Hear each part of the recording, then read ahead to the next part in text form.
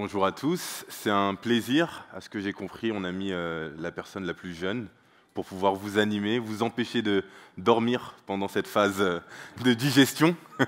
On va essayer d'animer le débat, faire en sorte que le débat soit assez bref lorsqu'il y a des retours de réponse, pour vous permettre à vous aussi de participer par la suite à ce débat en nous posant des questions.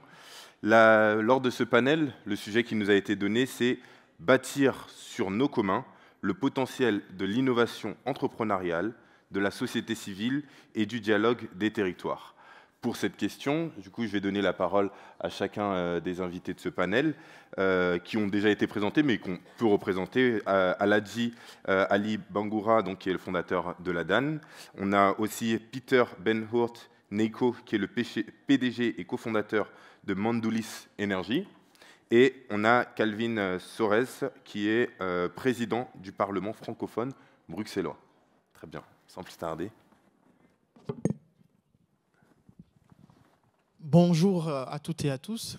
Je suis très heureux d'être invité à cet événement dans la mesure où notre frère vient de le montrer. Je pense que les diasporas ont un rôle fondamental à jouer d'un point de vue politique et économique. Et le premier constat que je fais, c'est qu'il y a assez peu de liens entre le monde politique et le monde économique au niveau de la diaspora. On m'a notamment demandé de parler de la connectivité entre les villes africaines et les villes européennes sur un sujet précis qui touche au partenariat public-privé. Vous savez, depuis un certain nombre d'années maintenant, depuis une quinzaine d'années, les partenariats public-privés se multiplient sur le continent, notamment au niveau de la réalisation d'infrastructures. Et selon les chiffres, lorsque les infrastructures disons, se mettent en place, ont une qualité élevée, c'est 1,7% du PIB qui augmente par habitant. Et donc ça, c'est quelque chose d'essentiel. Comment est-ce que le jumelage des villes, la collaboration entre villes européennes et villes africaines peut amener à augmenter cette qualité, pas seulement dans le domaine des infrastructures, mais aussi dans des domaines comme la transition numérique, la gestion des déchets, la transition énergétique. Si je prends par exemple l'énergie éolienne qui a été mise en place au Kenya sur le lac Turkana, c'est un partenariat public-privé qui l'a permis. Je prends le pont Henri Konan Bédié en Côte d'Ivoire, etc. Maintenant, au niveau des villes, quels sont les avantages? Les avantages, c'est qu'au niveau local, à l'échelon local, il y a un tissu économique qui est beaucoup plus petit, mais qui est beaucoup plus interconnecté. Vous savez que sur le continent africain, on a énormément de pays, le Cameroun et le Togo que je connais bien, qui ont fait la décentralisation, mais qui ne l'ont pas accompagné des moyens politiques et financiers pour les entités décentralisées, notamment donc les plus petites, les communes et les villes. Et ça, c'est un vrai problème parce que les villes, parfois, ont besoin de gérer un certain nombre de problématiques pour augmenter le bien-être et la qualité de vie des habitants sur le continent. Et qu'est-ce qui se passe? C'est que les maires des communes, parfois, n'ont pas le retour des impôts qu'ils collectent. L'État ne fait pas la redistribution. Nous sommes en Belgique, dans un État fédéral, où on a effectivement cette redistribution des richesses, cette solidarité fédérale qui existe. Cela ne marche pas forcément dans des pays comme le Cameroun ou le Togo. Et donc, le jumelage arrive. Et quel est le rôle de la diaspora dans ce travail concret?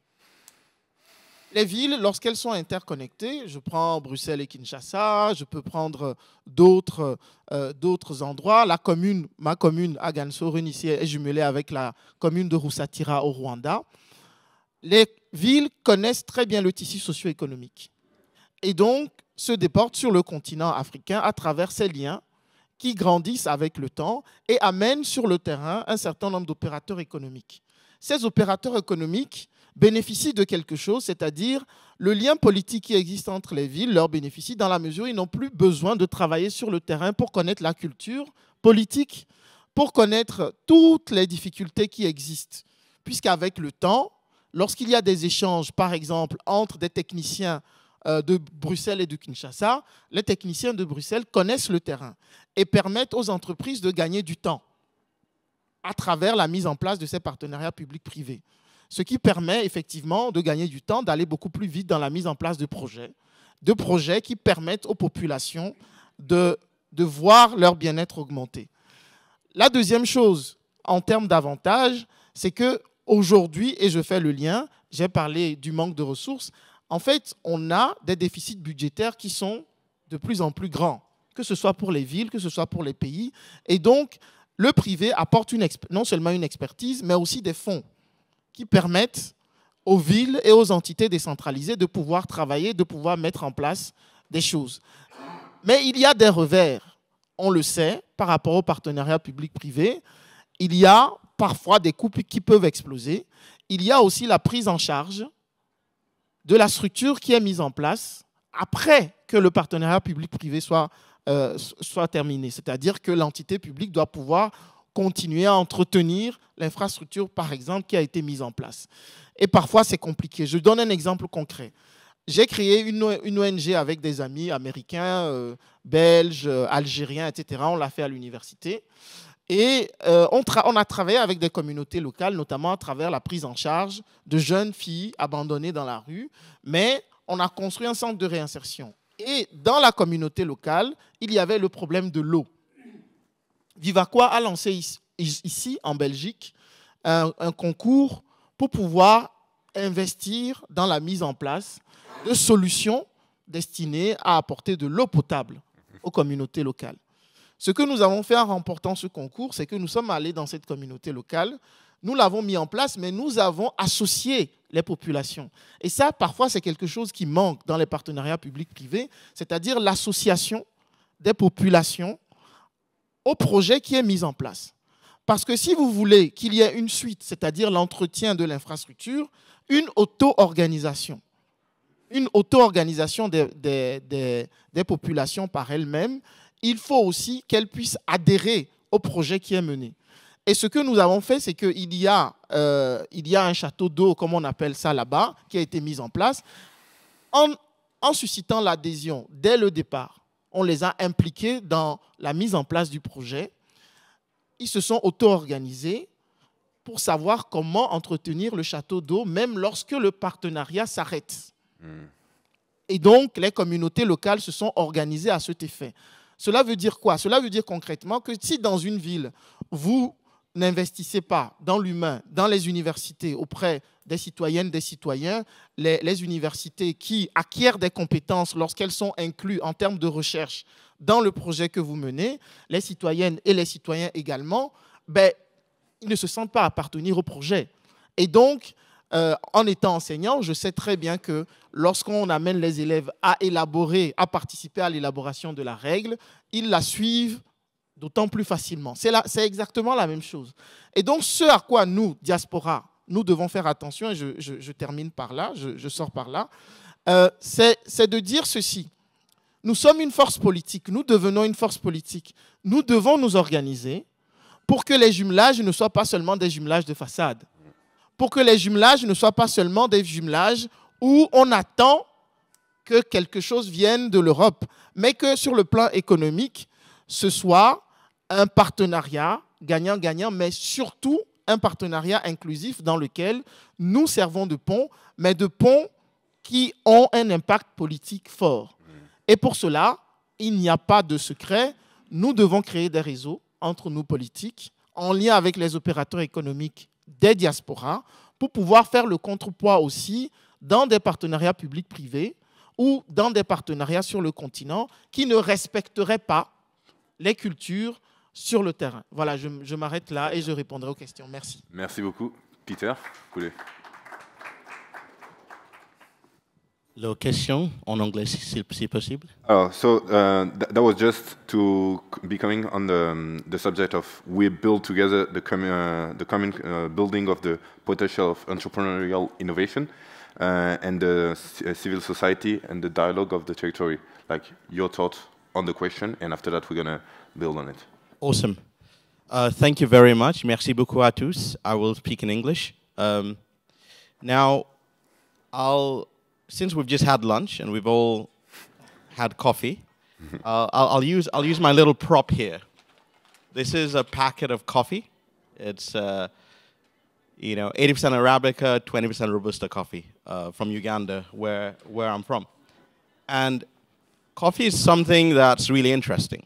And I'm going to talk about agriculture in general, but looking at coffee in particular. So with coffee, there's probably about around about 500,000 tons of coffee beans produced this last year. 5% of them came from Uganda, and about, let's say, 12% of them came from Africa in general, and the rest from around the world, mostly Brazil and a few others. Now, for every, kilo of coffee that you've brought into your coffee shop, there's been about 2 kilos of waste, 2.5 kilos of waste that's left behind. Now, for Uganda, the total amount of coffee exported in the last year brought in about $1 billion to the Ugandan economy. Now, my background is aerospace. I focus a lot on renewable energy and sustainable fuels from agricultural waste. And I see this as an interesting link that connects the cities globally where coffee is drunk, the urban areas locally where coffee is traded, and the rural areas where the coffee is actually grown, and the governments who create the ecosystems that enable trade to happen. This is my connecting dot to that question. Because when you look at it in detail, the waste from 1 kilogram of coffee will produce actually twice the income from that 1 kilogram of coffee.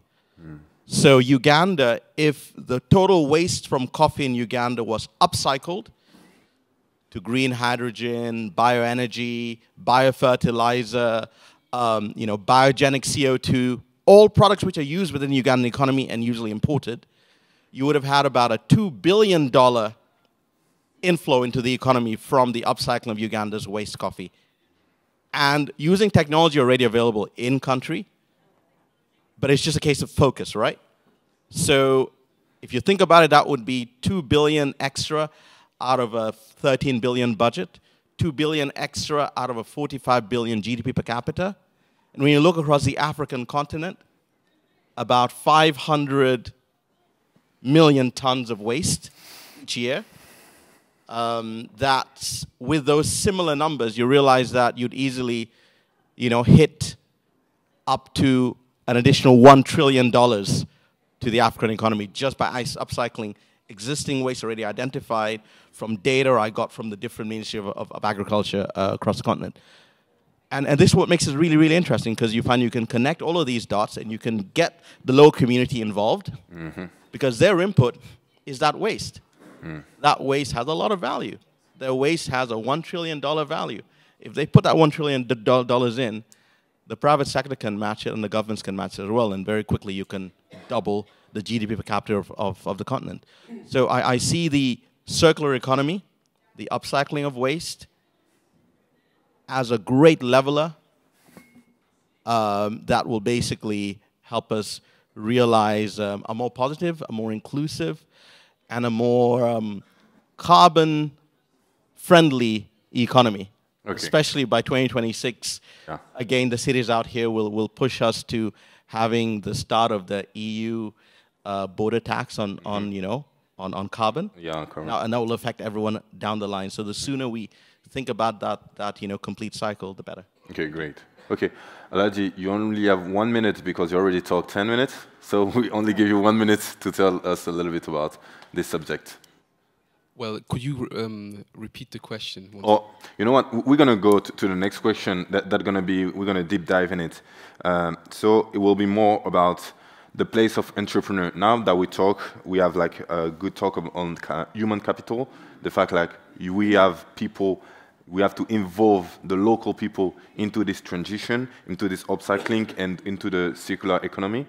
Where do you think the importance of entrepreneurship that can come to bring stability into a country, and how entrepreneur can be an ally for the politics to make the country go further? So I think entrepreneurs are the new rock stars, I would say, because entrepreneurs are the ones that create something out of nothing, right? And I think every politician, every government should have the best interests in their heart to create these entrepreneurs and build a favorable ecosystem for them to develop. So once again, I'm from Germany, and I don't know, you all heard maybe of the German Mittelstand. The German Mittelstand is Germany's economy, and Germany is the strongest economy in Europe. And these are all homegrown companies by people, entrepreneurs that started them in the 30s, right? So you will have one, I don't know, old engineer in the Schwarzwald in Bayern created this one screw that is used in every machine in the whole world.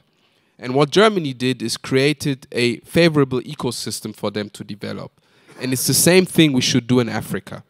Because governments should do two things: create a favorable ecosystem in terms of providing access to capital for young entrepreneurs, but also to enable them to become entrepreneurs with capacity building, with knowledge, and not basically, because I think also there's this term in Africa that people are somehow kind of trained or prone to say, okay, I will go and work for government, right?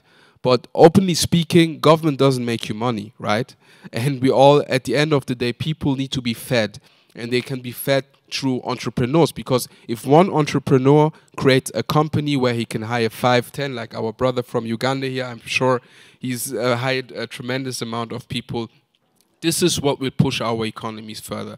So I'm very, very adamant about the idea to say, okay, African governments need to focus on creating a favorable economy for entrepreneurs. And I think like Tony Elumelu is doing a great work around that, also with the term of Afri-capitalism, right? Of pushing this entrepreneurial spirit. So this is how I look at these things. Great, thank you. Je reprends donc en français et je te pose du coup la question, Calvin, sur cette notion liée aux entrepreneurs. Leur place dans la stabilité d'un pays et surtout la relation que l'entrepreneur, que le gouvernement doit avoir avec ses entrepreneurs. Quelle est cette importance-là et comment est-ce qu'on doit placer les entrepreneurs? Quels sont les conseils ou peut-être les retours d'expérience que tu as eus sur l'accompagnement des entrepreneurs? Aladji a parlé d'écosystème. Qu'est-ce que tu pourrais nous donner comme commentaire sur ça? Ben, je pense que du point de vue ici de la diaspora, au niveau entrepreneurial, nous avons quelques difficultés qui sont liées, tout à l'heure, je l'ai dit, à la connexion entre le monde politique et le monde économique. On l'a dit tout à l'heure, dans les mentalités, il y a encore cette idée de travailler pour le secteur public. Et donc, nous, en tant que politique d'origine africaine, nous devons créer un cadre. Et ce cadre, il est en train d'être créé, mais nous devons le renforcer parce que ce qui nous revient de la part des entrepreneurs, je prends l'exemple du Cameroun. On a énormément de personnes, entrepreneurs d'origine camerounaise qui, disons, viennent faire les go-between entre les entreprises ici et l'État du Cameroun ou avec les entreprises au Cameroun. Or, on a un énorme marché ici qui doit être ouvert aux entrepreneurs camerounais et que nous, politiques, nous n'avons pas encore un cadre favorable qui permette à ces entrepreneurs de pouvoir venir investir ici. Et qu'est-ce que nous devons faire concrètement? Et c'est ce qu'ils nous demandent. Ce qu'ils nous demandent, c'est de faire en sorte de créer des réseaux au niveau politique, aussi bien en ce qui concerne, disons, les pouvoirs publics, que les liens qui existent entre les pouvoirs publics et le secteur privé ici en Belgique pour leur permettre d'avoir accès au marché. Ça, c'est extrêmement important. Alors, du point de vue africain, effectivement, je crois que je n'ai pas personnellement en tant que politique belge de leçons à donner, mais il est extrêmement important qu'on puisse, et Aladji l'a dit, le cadre est important. Le cadre, les lois qui sont, disons, qui sont mises en place sont extrêmement importantes en termes de facilitation. Si je donne un exemple concret, vous avez des pays où ouvrir une église, vous pouvez le faire en 24 heures. Ouvrir un bar, vous pouvez le faire en 24 heures. Mais quand vous dites que vous allez mettre en place une entreprise avec une vision, parfois c'est beaucoup plus compliqué. Disons, toute la paperasse administrative, toutes les difficultés que vous pouvez avoir à créer votre entreprise. Et une entreprise basée sur les critères dont nous sommes en train de parler, c'est-à-dire l'inclusivité des populations locales, leur autoprise en charge, mais aussi et surtout, j'insiste là-dessus, la participation citoyenne. Les entrepreneurs qui incluent les populations, ou en tout cas les personnes qu'ils et elles touchent dans leur activité par rapport au retour qu'elles ont, sont celles et ceux qui réussissent le plus. C'est la même chose pour les entreprises belges, européennes qui vont en Afrique aujourd'hui. Parce qu'aujourd'hui, on a une mentalité au niveau de la jeunesse, au niveau de toute une série d'acteurs sur le continent africain qui n'acceptent plus qu'on vienne leur dicter ou qu'on vienne leur apprendre des leçons sur l'entrepreneuriat. Et donc, nous, en tant que politiques, nous devons absolument tenir compte de cela à travers la législation, à travers le lobbying politique, par rapport au cadre qu'il faut mettre en place pour faciliter l'entrepreneuriat, pas seulement vis-à-vis des entrepreneurs ici de la diaspora, qui doivent être interconnectés, parce que c'est ce qui nous manque, c'est l'interconnexion, c'est le manque aussi parfois, il faut le dire, de solidarité et de compréhension par rapport à un but politique commun. Parce que nous devons être des ponts vis-à-vis du continent, nous ne le sommes pas assez. Et que vis-à-vis de tous les partis politiques, sur des projets que nous, si je suis d'origine camerounaise et togolaise, si j'estime qu'un projet qui est mis en place en République démocratique du Congo est absolument important, quel que soit le parti politique dans lequel nous sommes, nous devons nous unir pour que les personnes qui vont gagner le projet, qui vont pouvoir le porter, puissent être soutenues, quel que soit le parti dans lequel on est. Je vais apporter un peu d'eau au moulin à ce que vous allez dire et après poser une question, rebondir sur une question pour Peter. Je pense qu'un des pays de on devrait peut-être s'inspirer, c'est un pays où j'ai eu la chance de rencontrer beaucoup de personnes de ce pays, c'est la Tunisie, avec leur Startup Act, qui a réellement été un boom et qui a permis d'avoir vraiment une économie de la start-up et surtout un développement sur les nouvelles technologies qui est vraiment incroyable. Je vous invite vraiment à regarder ça. J'ai eu la chance de rencontrer le ministre qui avait mis en place cette politique. Et effectivement, ça rejoint ce que vous dites. Mais je voudrais venir sur un point pour Peter, qui est la notion de local champions. Je le fais en français, et si vous n'avez pas compris, je le redirai en anglais. Parce qu'aujourd'hui, un constat c'est que l'Afrique est en train de perdre grand nombre de ses entrepreneurs dans la Méditerranée. Je m'explique, il y a des hommes et des femmes qui se lèvent, qui font une levée de fonds dans leur village, qui sont souvent les personnes les plus intelligentes, les plus courageuses, qui font cette levée de fonds, qui entreprennent la croix et la bannière. Et tous ceux qui ont fait de l'entrepreneuriat ou qui ont entrepris un projet savent que c'est dur l'entrepreneuriat, mais je pense que ce n'est rien face à tous les dangers qui peuvent traverser, où chaque erreur peut être une erreur de vie ou de mort. Ces personnes arrivent, et lorsque elles arrivent en Occident, en Italie, en France, là, elles ne commencent parfois même pas au niveau 0, mais elles sont au niveau -5, -10, et elles se doivent déjà de pouvoir rendre et ramener de l'argent à leurs investisseurs qui sont restés au village. Donc pour moi, ça, ce sont des entrepreneurs. Et le nombre d'entrepreneurs qu'on est en train de perdre dans la Manche est énorme. Aujourd'hui, on a la chance d'avoir un champion local. Quelle est l'importance aujourd'hui de la représentation, du fait de montrer qu'il est possible de rester sur le continent, d'avoir du succès et surtout de développer ce succès dans cette communauté? Est-ce que c'est encore possible même? Vraiment. C'est vraiment possible. It's very possible. And that's the main reason why. So I was born in Uganda. I went to school in the United Kingdom. And then I went to university and I started work. And then I realized that there was something really exciting on the continent. And I was working in the aerospace sector, and I realized that there should be something that could be done there, because I could see all of that, the way you said, I could see all of that all of that ability to create incredible things from nothing. And I thought I should go and learn from that. So I actually moved back to Uganda, and I started also from scratch in Uganda because I had to learn how to be Ugandan again because I left when I was a baby. And it's been magical. You know, kind of everything I do today, everything I've done now has been built from having been able to spend, you know, over a decade and a half in Uganda, learning, growing, and building. And I've found that it's possible to learn and build what can then be replicated globally.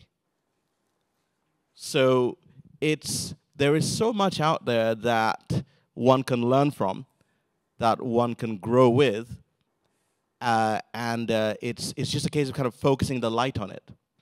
There's so many of these champions all across the continent.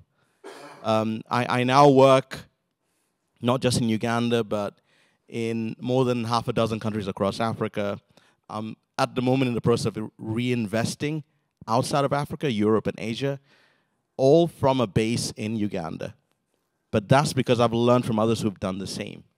In Uganda, great business people in Uganda have basically done that, and elsewhere. Uganda also has a Startup Act, which was passed by the government last year, and it's the most entrepreneurial country in the world by you know, kind of ratio. We tried something really interesting. In partnership with the government, we decided to build a power plant in one village where there was nothing but just fields and crops growing. The government decided to come in and build the distribution lines to pass electricity around. We did an experiment with the government. Said, look, let's give electricity to these wonderful humans for a year and a half and see how the demand grows. A village which had nothing, after a year and a half of giving them electricity at the cost of waste, so not at the price, but at the cost of waste. In waste, out electricity, any electricity you can basically use. That microeconomy grew from about 100,000 euros being traded every year. Over 2 years has gone to over 2 million euros being traded every year. A village of about 100 families. And that's kind of where the magic is. And it's these relatively small interventions that grow really quickly, that give you better returns than Silicon Valley, while concurrently being based in the community, taking advantage of some of these young people who may have left, but with the right inputs, low-cost electricity, low-cost water, low-cost internet, they can develop businesses and build up those microeconomies. So we've seen that there, and I think it's very possible. It's just a case of, I guess, pushing more of these young people to, you know, to learn more than one language, you know. Si on parle plus de seulement anglais, si on parle français, لو نتكلم اللغة العربية كمان. So when we speak the different languages that are in Africa, mine is just like encourage young people to learn every language that the African Union speaks. And then we will listen to stories from every African country that will encourage us, and we'll go, you know, maybe it's a lot cooler, you know, to wade across the sea of green grass than try to cross the deep blue sea. Okay, thank you. Do you want to react on this? You want to react? Maybe this one work. Désolé. Oui, il y a rapidement. Je vais juste aussi préciser aussi une chose sur les local talents. On a beaucoup aussi de talents qui viennent de la diaspora et qui repartent dans le pays. Est-ce que les politiques, leur travail ne serait pas de permettre aux gens de rester et de montrer qu'en restant dans le pays, on peut être un champion local et on peut être boosté sur ça? Ah oui, mais bien sûr, mais je pense qu'il y a deux conditions à ça. La première condition, c'est que beaucoup d'entrepreneurs qui retournent en Afrique, d'abord, pour moi, j'en ai rencontré beaucoup, ne préparent pas forcément bien le retour. Parce qu'il l'a dit, en allant en Ouganda, il a dû réapprendre à être ougandais, réapprendre le tissu sociale, culturelle. Je crois que c'est fondamental lorsqu'on retourne, on se dit on retourne définitivement pour s'installer et pour monter des affaires. Parce que quand on arrive, parfois on ne connaît pas le contexte politique. On ne sait pas. Et c'est pour ça que je disais tout à l'heure que dans les partenariats publics-privés ou alors dans les jumelages, c'est très important que nous, en tant qu'élus d'origine, nous puissions aussi apprendre à accompagner ces projets parce que parfois nous vivons ici depuis des années et lorsque nous rentrons, nous ne nous rendons pas compte que le pays a changé, que les gens ne nous attendent pas, en fait, quelque part. Et ça, premier point, c'est essentiel de pouvoir maîtriser l'environnement, même quand on est d'origine. Hein. Moi, j'ai quitté le Togo, j'avais 22 ans. Le Togo n'est plus le même, j'y vais régulièrement, mais il n'est plus du tout le même que celui que j'ai connu en 2004 quand je partais. Donc, quand on arrive, on veut monter une affaire et qu'on ne connaît pas les changements qui ont eu lieu, parfois on se casse la figure et on préfère revenir. Le deuxième point, c'est que du point de vue, et là je vais parler en tant qu'Africain, du point de vue des gouvernements, on a parlé des gens qui traversaient la Méditerranée, du point de vue des gouvernements africains. Je prends un exemple concret. Des jeunes investissent dans le riz. Ceux qui sont togolais connaissent le riz de Covier. Comment se fait-il que le riz venant de Thaïlande est beaucoup moins cher que le riz de Covier? Si je suis entrepreneur local, je vais me décourager. J'ai été sur les marchés, j'ai vu effectivement la différence. Nous avons des décisions, les dirigeants africains ont des décisions à prendre par rapport à ce fait-là. Comment est-ce qu'on favorise le commerce local? Faire du protectionnisme? Faire un peu de protectionnisme, mais faire surtout, prendre des décisions politiques qui encouragent la consommation locale. Okay. Et c'est aussi comme ça que l'exportation va venir. C'est-à-dire, ce n'est pas quelque chose d'hallucinant de considérer que, effectivement, notre frère va pouvoir exporter son café à grande échelle, que des produits qui ne sont pas des produits qui sont consommés forcément ici vont... Le manioc, par exemple. Je discutais avec Jacques Jonathan Niem, qui fait partie du JICAM, donc le patronat camerounais, et on se disait, pourquoi est-ce que le manioc, ici, n'est consommé que par les Africains? Comment est-ce qu'on peut le rendre consommable, on va dire, au niveau alimentaire sexy, pour tous les autres? Parce qu'il y a agrandir le marché. Il y a énormément de stéréotypes là-dessus. Lorsqu'on permet à un entrepreneur local sur le continent de pouvoir faire grandir son affaire et de pouvoir avoir aussi, par l'intermédiaire de jumelage, des contacts avec des opérateurs économiques ici à travers nous, c'est-à-dire les autorités politiques qui accompagnent ces projets, il y a la possibilité de réfléchir à des stratégies permettant d'agrandir le marché. Le poulet local, le poulet bicyclette du Burkina Faso, c'est exactement la même chose. À l'époque, le président Laurent Gbagbo, si je ne me trompe pas, avait pris des décisions concernant le protectionnisme touchant à ce poulet. Qu'est-ce que cela a permis? Ça a permis à de jeunes entrepreneurs de créer des unités qui se sont même exportés dans toute la sous-région. Et aujourd'hui, ce sont des entrepreneurs prospères et c'est un poulet qui se mange, qui se vend de manière moins chère et qui permet de consommer local. Ça aussi, ce sont des éléments importants. Ok.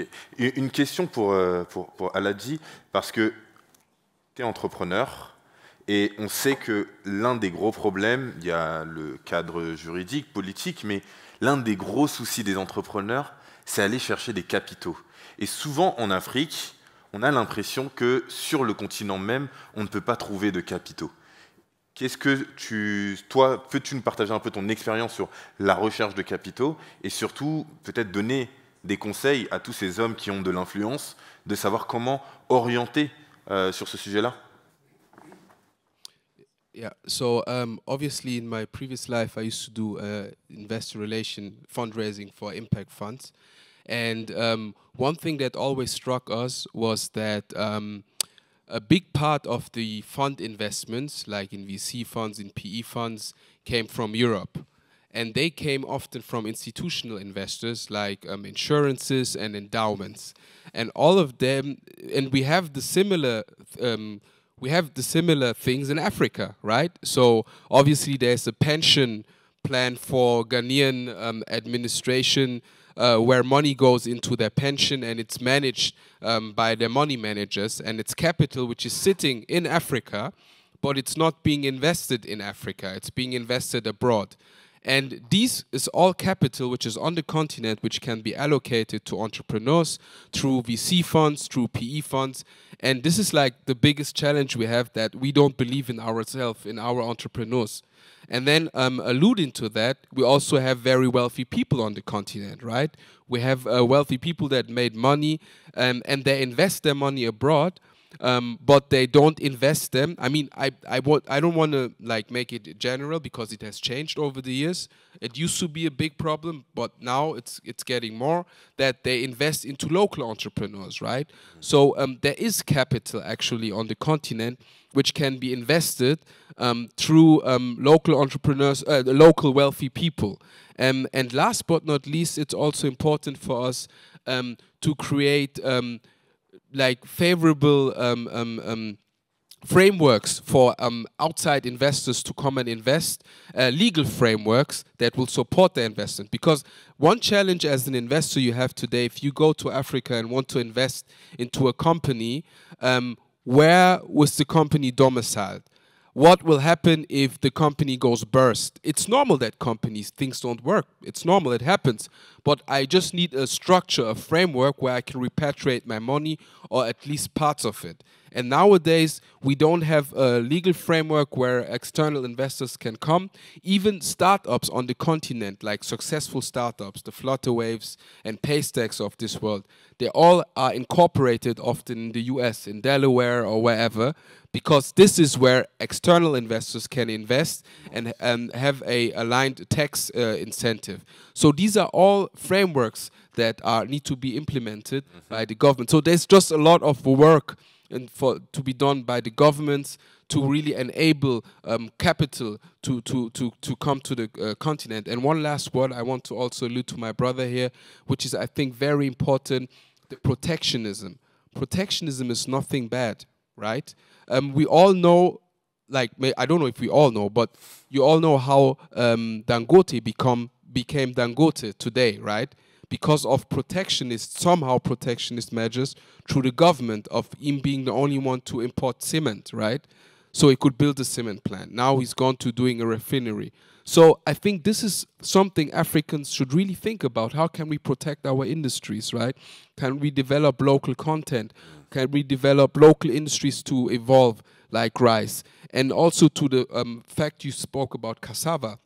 Cassava is a superfood, right? So it's being consumed globally, right? So if you go to the nice hip Silicon Valley startup guys with their superfoods, they all have cassava in it, and it comes from Africa. So there's a huge market for it, but there's no one really to support the processing, the export, the marketing, that you can buy all of this from the continent. Yeah. So I see a gentleman from the UNIDO here. I'm sure you have some measures around the marketing. Yeah. So in German you say lange Rede, kurzer Sinn. There's a lot to be done. Thank you. And because we're running out of time, I want you, Peter, to share your experience on, like this searching for funding, searching for capital.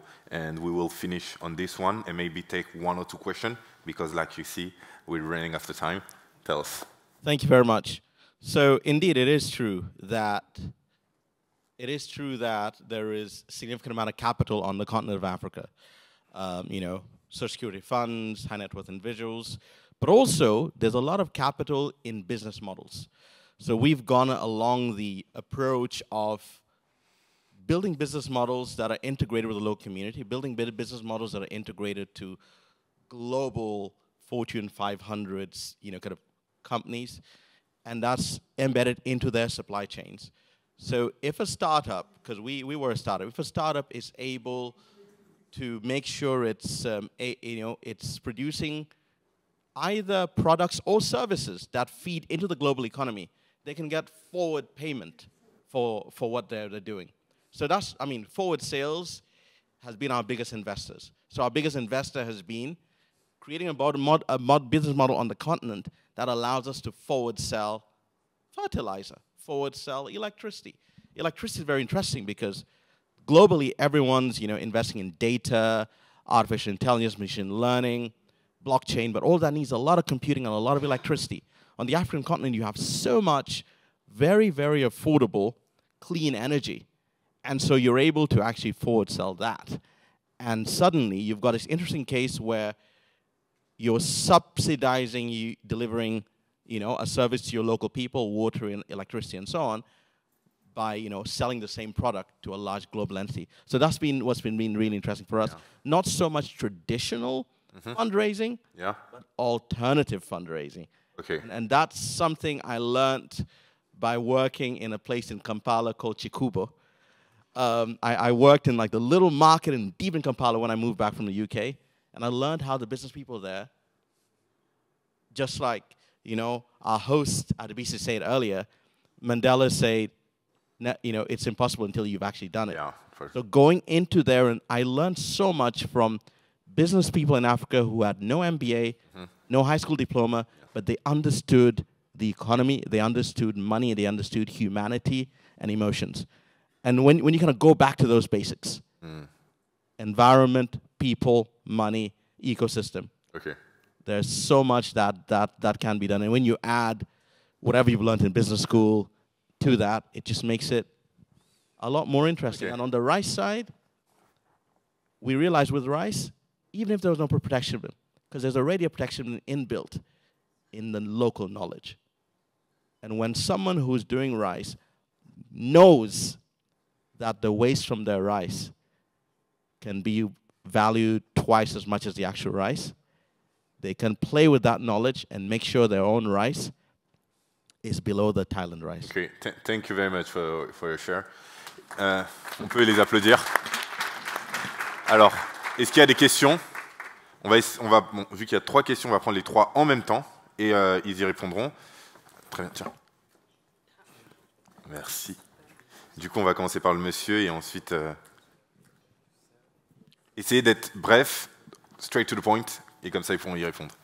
Merci. Bonsoir tout le monde. Merci beaucoup pour ce débat très riche. C'est M. Marni Zakaria. Je suis de l'ambassade d'Algérie à Bruxelles. Je suis chargé du service économique. Le sujet de l'entrepreneuriat, c'est un sujet très très important pour le continent africain en matière de le domaine économique. Moi, j'ai beaucoup aimé vos interventions. J'ai beaucoup apprécié l'approche que vous avez adoptée pour examiner cette thématique. Mais vous avez parlé de beaucoup de problèmes auxquels l'entrepreneur africain fait face. On peut ajouter par exemple un grand problème que vous n'avez pas évoqué, c'est le problème de la mobilité entre les pays africains et les entrepreneurs africains. C'est vrai, mais en Afrique, on n'a pas que de problèmes. L'Afrique avance en matière d'entrepreneuriat. J'aurais aimé qu'on parle d'autres initiatives qui ont été prises par les jeunes africains pour faire avancer l'Afrique dans ce domaine. Vous avez parlé par exemple de Startup Act de la Tunisie. C'est vrai, c'est un exemple très très important à suivre.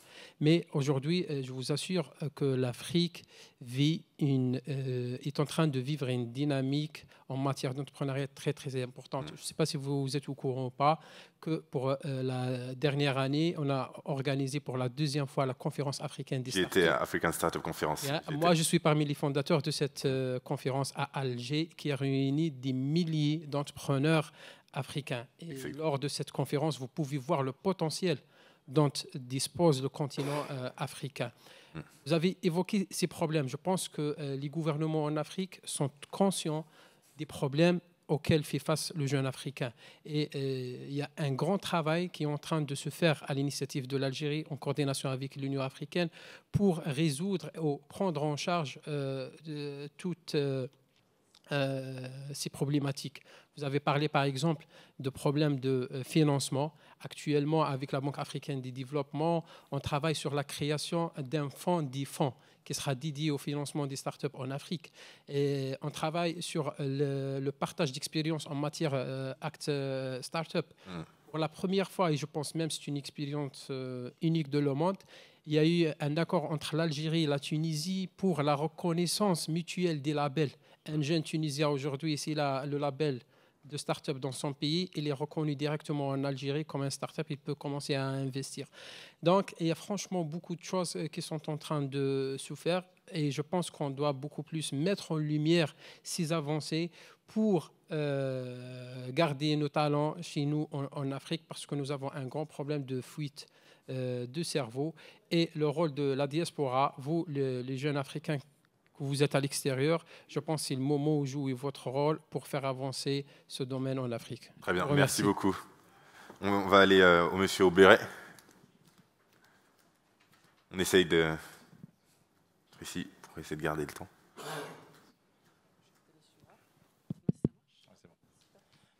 Bonjour à tous, merci pour vos brillantes interventions. Je suis Souleymane Gagine, fondateur de Hendu. Notre mission, c'est d'améliorer la qualité de l'air pour un futur durable en Afrique. Et on est une start-up créée par des membres de la diaspora. Et du coup, on voulait interroger en fait justement cette mission en fait des membres de la diaspora qui créent des start-up, c'est-à-dire qui créent des ponts pour créer de la richesse en Afrique. Sous le prisme en fait justement du financement à travers des mécanismes comme Global Gateway et tout ce qui tourne autour de ça, parce que c'est présenté globalement comme quelque chose à l'échelle institutionnelle, mais on n'arrive pas à voir directement comment cette diaspora-là justement peut créer des ponts. Du coup, de vos expériences, le German ou alors le représentant, qu'est-ce que vous pouvez apporter comme commentaire en fait en regardant sous ce prisme-là? Merci. Alors, vous pouvez reformuler la question de manière très simple, s'il vous plaît? Ouais. How can a startup based in the diaspora benefit from Global Gateway to have impact in Africa and create that bridge? OK, thank you. Great. Et il y avait... Oui. Non, juste au monsieur là, et ce sera le dernier. Allez-y. Yeah, my question about linking venture capital to startups. So I'm coming from, since 2008, I'm working with the Forum of Agricultural Research in Africa, FARA, based in Ghana. And definitely also for the African Union, job creation is key.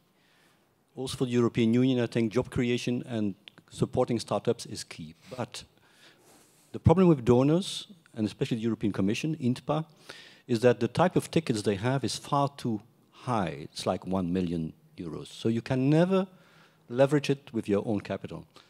We have been insisting there is a missing middle in the whole agro industry, which is the small ticket. We know this for years, but despite this, very limited change. Of course, now we hope that private capital, venture capitalists, etc., will be able to support accelerators, incubators, and startups. But I still think among the majority of European bilateral donors, all those very exciting initiatives are going under the radar.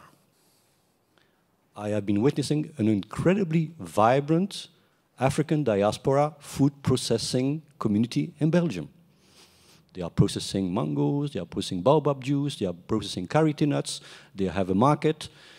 So the vibrancy is there. But the money and linking venture capitalists to the initiatives is missing. So we need really to think very critically, how are we going to make this happen? And we need all our brains on this, because donors are not totally stupid. You can influence them and you can tell them stories, but they want it to be documented. So I'm very happy to hear the Algerian colleague about the startup conference. I think this is an excellent initiative. Should be far better known, but I don't think that European Commission people have ever participated in that event, which is should, because this is where things are happening. So my question is about the issue of why are we not able to link this? The entrepreneurs are there, they have brilliant ideas, even supported by local African research about how to process, how to package better my stuff. They are there. Then you have the investors who are still very reluctant because they don't want to take risks.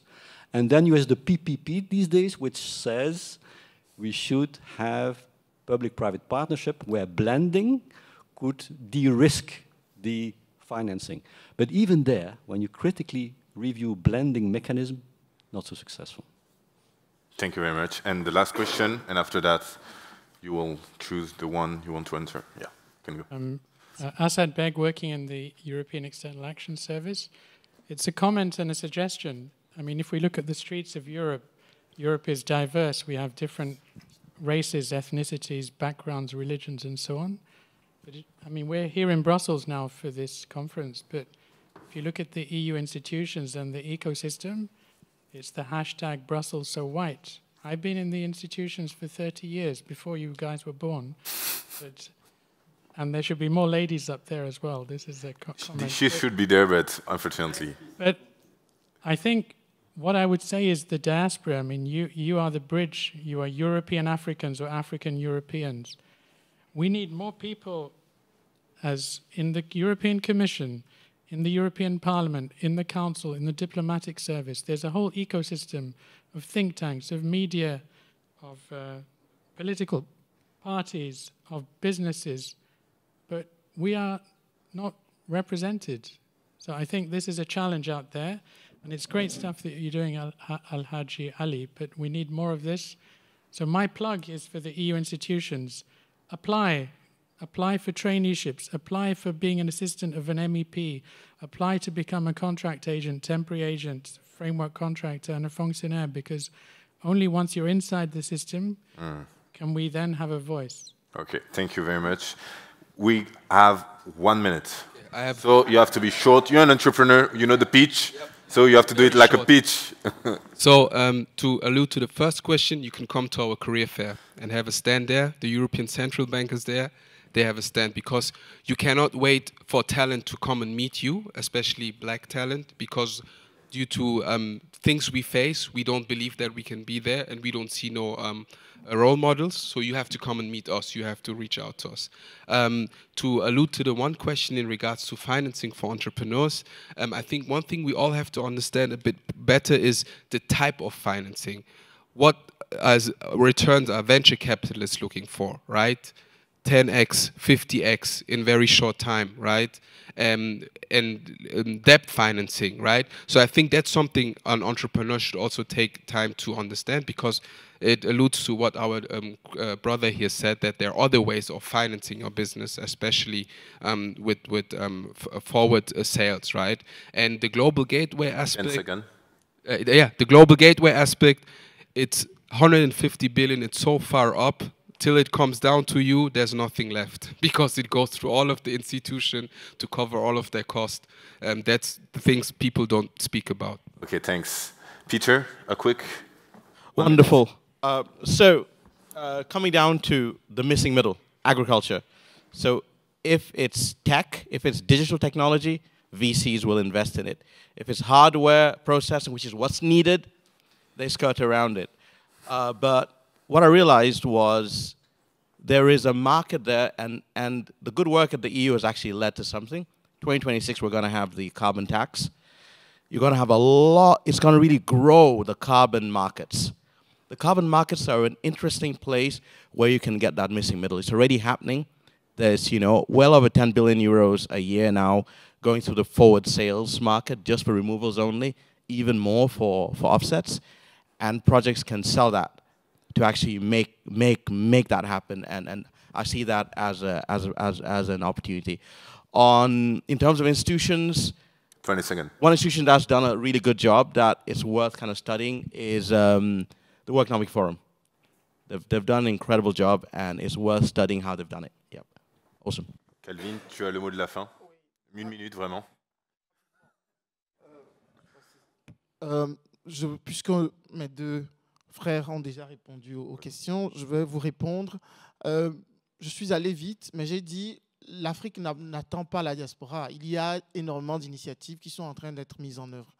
Mais une proposition concrète. Moi, je vois dans les pays, dans tous les pays, chaque fois on montre un jeune qui a inventé quelque chose. Et quelques années après, on se demande qu'est-ce que c'est devenu.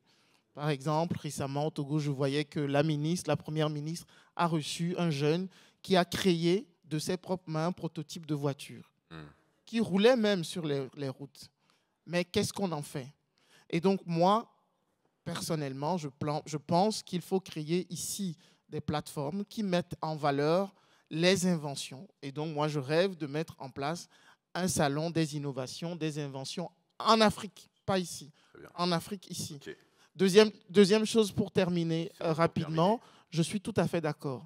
Tant que les personnes qui n'ont pas la sensibilité, qui touchent, on a vu tout à l'heure, les personnes d'origine indienne qui dirigent les entreprises, tant que ces personnes ne sont pas représentées dans les lieux de décision, on n'arrivera pas à régler le problème dont monsieur parlait par rapport à la Commission européenne. Je crois que c'est extrêmement important qu'on puisse mettre en place des mentorats en politique et en économie pour que les jeunes ici se disent c'est possible. Comment former des alliances pour y arriver et arriver au lieu de décision, là où les décisions se prennent. Très bien. Merci beaucoup. Merci à vous de nous avoir écoutés. C'était un plaisir de partager avec vous.